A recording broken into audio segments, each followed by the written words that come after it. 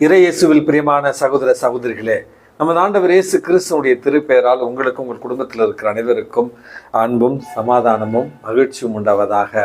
அன்புமிக்கவர்களே, November மாதம் 24ஆம் தேதி சகாய அன்னையினுடைய மாதாந்திர நினைவு நாள். இந்த அழகான தினத்துல அன்னை மரியாளிடத்துல நமக்காகவும் நம்முடைய குடும்பத்திற்காகவும் பரிந்துரை ஜெபம் செய்ய உங்களை அன்போடு அழைக்கின்றேன். நிச்சயமாக எந்தெந்த குடும்பங்களில அன்னை மரியாளை அந்த குடும்பத்தின் தாயாகவும் பிள்ளைகளுக்கு வழிகாட்டியாகவும் நம்ம காட்டுகிறோமோ அந்த குடும்பங்களில ஆசீர்வாதம் பெருகும். கண்டிப்பாக அன்னை மரியாள் நம்மையும் நம்முடைய குடும்பத்தையும் பாதுகாத்து பராமரித்து நமது ஆண்டவர் இயேசு கிறிஸ்துவிடத்துல அழகாக கொண்டு சேர்ப்பார் என்கிற நம்பிக்கையோடு அன்னை மரியாளுடைய பரிந்துரை கேட்க உங்களை அன்போடு கேட்டுக்கொள்கிறேன். அன்புமிக்கவர்களே, இந்த நவம்பர் மாதம் 24ஆம் தேதி தாயாம் திரு அவை புனித ஆண்ட்ரூ டங்லாக் என்று சொல்லப்படுகிற வியட்நாமை சேர்ந்த மறைசாட்சியினுடைய நினைவு நாளைத்தான் கொண்டாடுகிறது.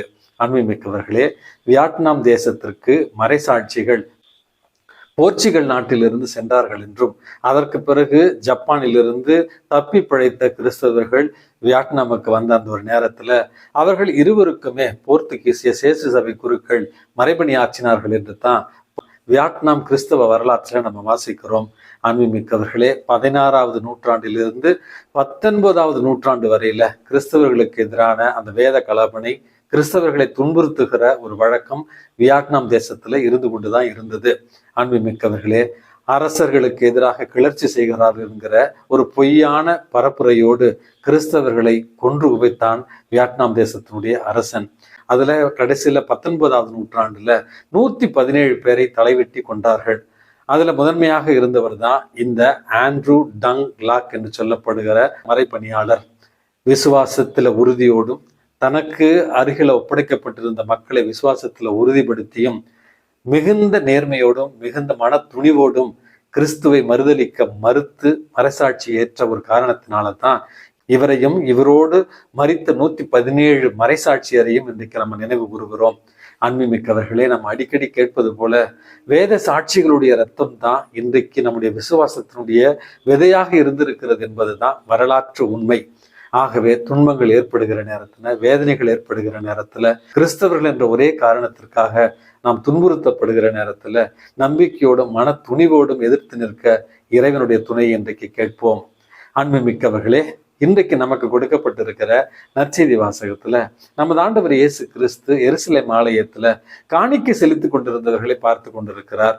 அதுல பல பணக்காரர்கள் தங்களுடைய தாராள உள்ளத்தை மக்கள் பார்க்கும் பொருட்டாக நாணயங்களை கொண்டு வந்து இந்த நாணயங்களை இரைச்சலை ஊட்டுகிறபடி அந்த காணிக்கை பெட்டிகளில் போடுகிற ஒரு வழக்கத்தையும், ஆனால் அவர்களுக்கிடையே ஒரு ஏழை கைம்பெண் தன்னிடம் இருந்த எல்லாவற்றையும் 2 செப்பு நாணயங்களையும் அவர் அன்றைக்கு அந்த காணிக்கை பெட்டிக்குள்ள போட்ட ஒரு காரணத்தினால் அன்றைக்கு காணிக்கை செலுத்தவர்களிலேயே கடவுளுக்கு உகந்த ஒரு காணிக்கையாக இந்த ஏழை கைம்பெண் கொடுத்த காணிக்கையை தான் ஆண்டவர் உயர்வாக பேசுகிறார். அன்புமிக்கவர்களே, நம்முடைய வாழ்க்கையில தாராள உள்ளத்திற்காக நம்மிடம் இருப்பதுல எவ்வளவு கொடுத்தோம் என்பது முக்கியமல்ல, எந்த இதயத்தோடு நாம் கொடுத்தோம் என்பதுதான் இன்றைக்கு நமக்கு முக்கியம் என்பதை நமது ஆண்டவர் இயேசு கிறிஸ்து தெளிவாக சொல்லுகிறார்.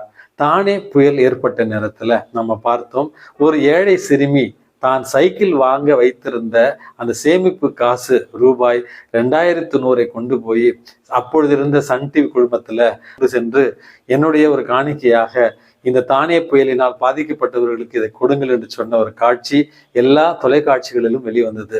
அன்புமிக்கவர்களே, அதே போல சென்னை வெள்ளம் ஏற்பட்ட நேரத்துல முதல்வருக்கான அந்த நிவாரண நிதியில பள்ளிக்கூடத்துல படிக்கிற குழந்தைகள் தங்களிடம் இருப்பதை காணிக்கையாக கொடுத்த ஒரு நெகிழ்ச்சியான நிகழ்வையும் நம்ம தமிழக வரலாற்றுல நம்ம பார்த்திருக்கிறோம். அதே போல மதுரையை சார்ந்த வங்கியில பணிபுரிகிற ஒரு தாய் தன்னிடம் இருக்கிற சொத்தை முழுவதுமே மாநகர பள்ளிக்காக கொடுத்த ஒரு செய்தியையும் நம்ம வாசித்தோம். அன்புமிக்கவர்களே, இந்த சுயநலமிக்க ஒரு உலகத்துல இப்படிப்பட்ட நல்ல உள்ளங்களும் தாராள உள்ளத்தோடு வாழ்ந்து நம்முடைய நல்ல மாதிரிகளாக, நம்முடைய நல்ல எடுத்துக்காட்டுகளாக வாழ்ந்து கொண்டிருக்கிறார்கள். நாமும் தாராள உள்ளத்தோடு வாழவும், நம்மிடம் இருப்பதில் தானம் செய்கிறோம் என்பதை விட எந்த மனநிலையோடு தானம் செய்கிறோம் என்கிற சிந்தனையோடு தான் உதவி செய்ய இறைவன் நமக்கு இன்றைக்கு அழைப்பு விடுக்கிறார். அன்னை தெரசா அடிக்கடி சொல்லுகிற ஒரு வசனம், if you cannot do charity with a smile, kindly do not do the charity என்று சொல்வார்கள். முகமலர்ச்சியோடு செய்யாத ஒரு தான தர்மம் என்பது உண்மையான தான தர்மமாக இருக்க முடியாது. உண்மையான அது ஒரு உதவியாக இருக்க முடியாது. உதவி செய்கிற நேரத்துல முகமலர்ச்சியோடு முழு உள்ளத்தோடு செய்து பழகுவோம். இறைவனுடைய அன்பை நாமும் அன்றாடம் சுவைத்து மகிழ்வோம். எல்லாம் வல்ல இறைவன் தந்தை, மகன், தூய ஆவி உங்களையும் உங்கள் குடும்பத்தில் இருக்கிற அனைவரையும் நிறைவாக ஆசீர்வதித்து பாதுகாத்து வழி நடத்துவாராக. ஆமென்.